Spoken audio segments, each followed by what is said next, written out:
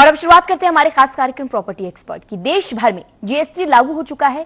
सरकार इसे आजादी के बाद से सबसे बड़ा टैक्स रिफॉर्म बता रही है। पीएम मोदी ने अपने संबोधन में आशा जताई कि नई व्यवस्था यानी जीएसटी से आम लोगों पर कोई बोझ नहीं पड़ेगा और गरीबों को इसका फायदा मिलेगा। ऐसे में रियल एस्टेट पर जीएसटी का क्या असर होगा, किस तरह की हाउसिंग सोसाइटी में रहना महंगा होगा, अंडर कंस्ट्रक्शन प्रॉपर्टी पर टैक्स दर से बायर्स को किस तरीके से फायदा होगा, आपको बताएंगे।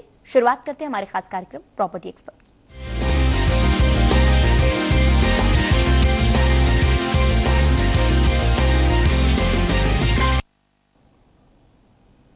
तो सरकार ने कंस्ट्रक्शन प्रोजेक्ट पर जीएसटी 12 से बढ़ाकर 18 कर दिया है, लेकिन सरकार ने कंस्ट्रक्शन प्रोजेक्ट्स पर लगने वाले जीएसटी में जमीन की कीमत को शामिल नहीं करने का फैसला किया है।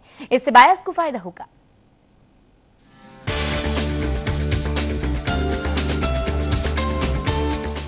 गुड्स एंड सर्विस टैक्स यानी जीएसटी पर आए सरकार के नए निर्देश से होम बायर को राहत मिल सकती है। सरकार ने कंस्ट्रक्शन प्रोजेक्ट पर लगने वाले जीएसटी में जमीन की कीमत को शामिल नहीं करने का फैसला किया है। एक प्रकार से हम लोगों ने इतिहास बनते हुए देखा है संसद में, क्योंकि जो पिछले 70 साल से चल रही थी एक टैक्स व्यवस्था, उसकी एक वैकल्पिक व्यवस्था के 4 कानून लोकसभा ने पारित किए हैं और ये पारित होना एक बहुत महत्वपूर्ण कदम है उस दिशा में। इस देश की जीडीपी में भी 1 से लेकर 1.25% तक की वृद्धि की संभावना है और जीडीपी बढ़ेगी तो बट नेचुरल है कि बड़ी संख्या में लोगों को रोजगार भी मिलेगा।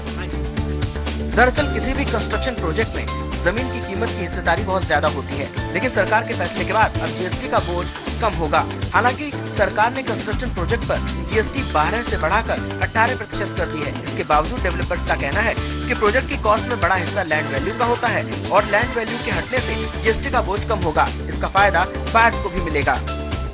18% जीएसटी लगेगा, लेकिन 33% लैंड के नाम की छूट होगी, तो 12% इस पर इम्प्लीमेंट होगा। यदि अंडर कंस्ट्रक्शन प्रॉपर्टी है तो जैसे जैसे वो इंस्टॉलमेंट पेमेंट करेगा उसके साथ पेमेंट करेगा जैसे सर्विस टैक्स का पहले पेमेंट होता था। और रियल एस्टेट के लिए जब जैसे जीएसटी और रेरा इम्प्लीमेंट हो जाएगा तो रियल एस्टेट की जो स्थिति आज है उससे उभरने का मौका मिलेगा। जीएसटी जितनी भी अब कोऑपरेटिव सोसाइटीज या डेवलपर सोसाइटी बनेंगी उसके अंदर मेंटेनेंस के ऊपर जीएसटी इम्प्लीमेंट होगा।